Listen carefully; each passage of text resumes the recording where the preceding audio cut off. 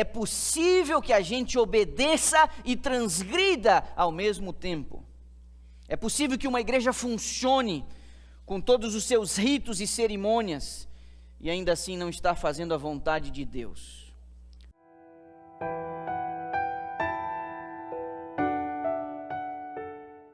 O pragmatismo introduziu uma lógica na igreja quase irresistível. Vamos fazer o que funciona. Vamos fazer aquilo que dá ibope, vamos fazer aquilo que atrai as multidões. Isso é um pragmatismo quase irresistível às lideranças em muitas igrejas cristãs. Virou uma questão mercadológica. Você não pode mais fazer o que a Bíblia orienta. Isso está fora de moda, isso está obsoleto, isso está rançoso, velho, mofado.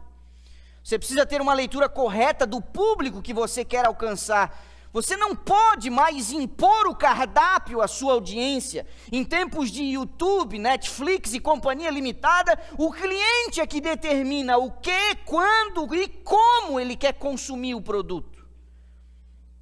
Agora, se a igreja ceder a esta tendência e oferecer o seu produto ao gosto do cliente, o evangelho será abandonado. Ouça e marque as minhas palavras. A partir do momento em que uma igreja oferece um produto ao gosto do seu cliente, o evangelho será abandonado. Simplesmente porque o evangelho não admite ser reduzido ao nível da conveniência humana. O evangelho, ele precisa ser entregue como ele é, porque é justamente por causa da necessidade humana. Se o evangelho é oferecido, se o evangelho é levado ao nível da conveniência humana, o evangelho não cumpre o seu papel de atender a necessidade humana, e a necessidade humana é diferente da expectativa humana.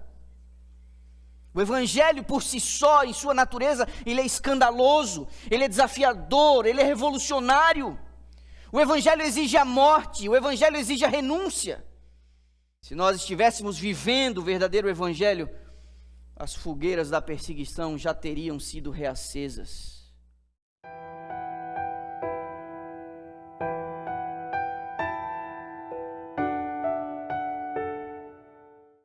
Jesus, ele foi muito habilidoso. Jesus, ele variou a sua abordagem. Eu não vou muito longe para dar exemplos. Quando você abre o Evangelho de João, na mesma página, o capítulo 3 e capítulo 4, no 3 ele fala com um professor da lei, e no 4 ele fala com uma mulher que já estava no 5º casamento. Ele apresenta o mesmo Evangelho para ambos.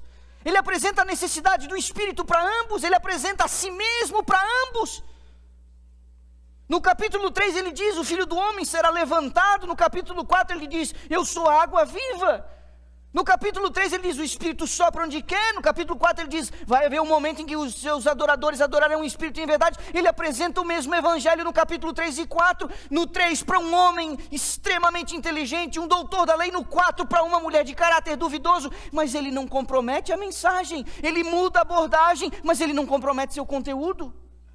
Nós, como igreja, precisamos ser inteligentes. Nós não podemos comprometer o evangelho, mas a gente tem que tomar cuidado para não rebaixar a norma numa tentativa de contextualizar a mensagem.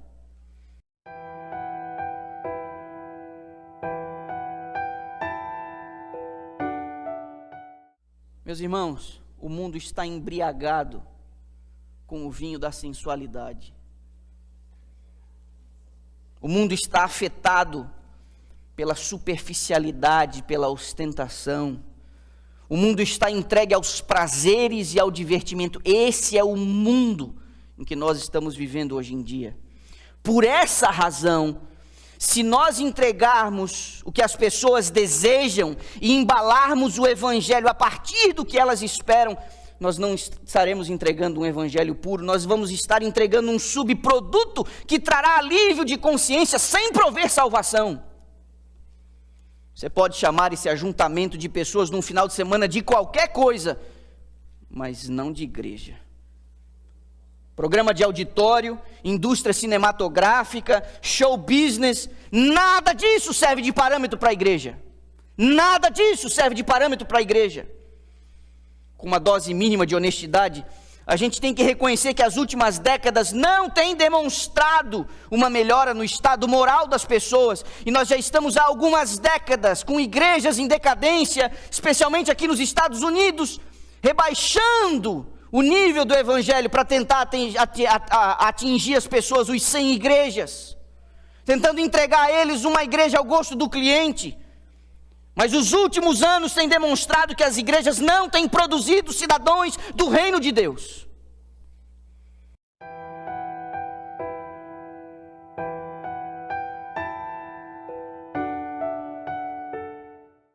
Ouça-me, a igreja é uma instituição distinta de qualquer outra. As adaptações têm sido tão ousadas que uma das tendências atuais é fazer com que a igreja não pareça uma igreja. A tendência atual é vender uma igreja como uma espécie de ONG, um clubão de final de semana, um lugar de encontro com amigos, um espaço onde você pode ser quem você quiser, que ninguém o julgue, que ninguém o repreenda, que ninguém o perturbe. Um galpão com teto pintado de preto, um salão escurinho, preservando a sua privacidade, um nome bonito, uma logo moderna lá na fachada, sem vínculos denominacionais. Por melhores que sejam essas intenções, isso é uma cilada.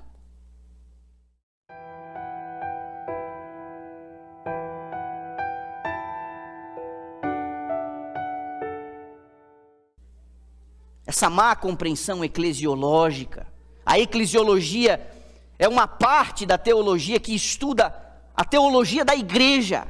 Essa má compreensão da eclesiologia, do que é a igreja, do seu papel, da sua forma, do seu propósito, uma má compreensão da eclesiologia acaba provocando uma distorção na forma como a igreja opera e no tipo de membros que ela atrai, nutre e gera. Uma igreja que não é igreja, ela não vai atrair membros, nutrir membros e gerar membros para o reino dos céus.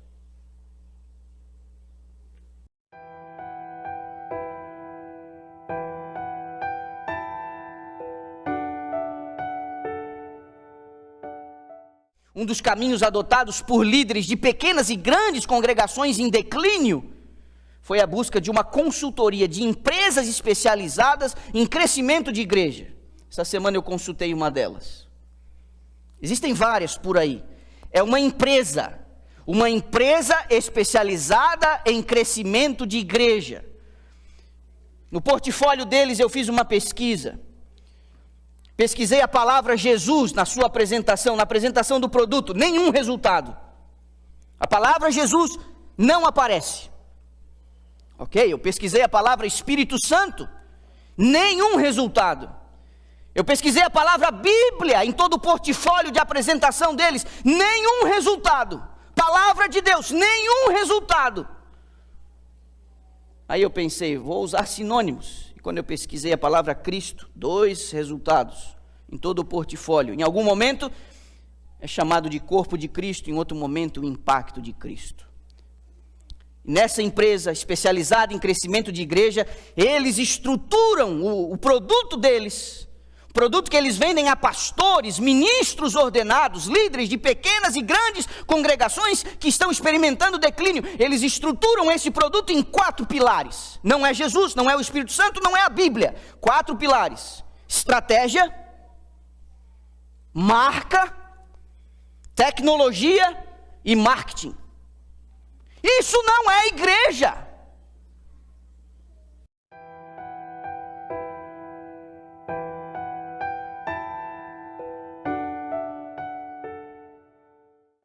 Quando nós promovemos um evento espiritual, apoiados no marketing, na imagem de convidados especiais, quando o cantor ou o pregador se torna a principal atração de um evento espiritual, me parece que Deus acaba sendo furtado de sua glória. Temos que ir naquela vigília, vai ter fulano e Beltrano cantando. Temos que ir naquela série de conferência porque vai ter o fulano pregando. Como se o interesse da igreja, o engajamento da igreja dependesse da imagem de um ou outro que temos por aí. Nós não somos movidos por atrações, e nem tampouco nós somos uma atração. Qualquer iniciativa humana, minha igreja, que exclua o papel do Espírito Santo e atribua a ele uma função de mero coadjuvante, vai ficar devendo.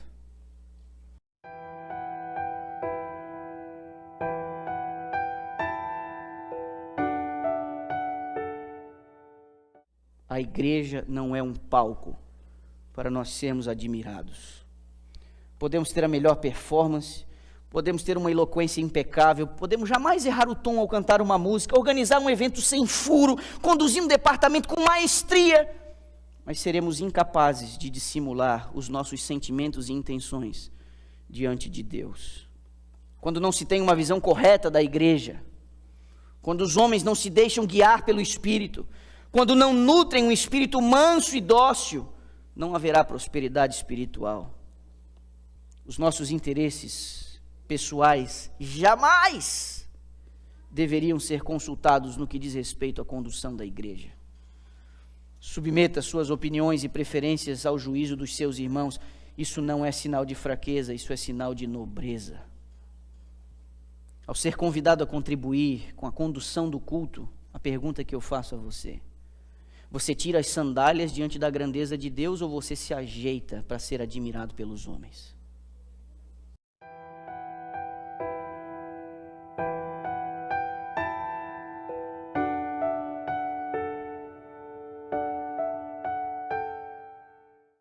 Usando a alegoria de Paulo, quando ele compara a igreja a um corpo, eu posso afirmar para vocês, além de qualquer contestação, a única coisa que presta na igreja de verdade, a única coisa perfeita da igreja, é a sua cabeça. O corpo sempre foi enfermo, sempre foi. A única alternativa para esse corpo não entrar em colapso é manter-se ligado à cabeça.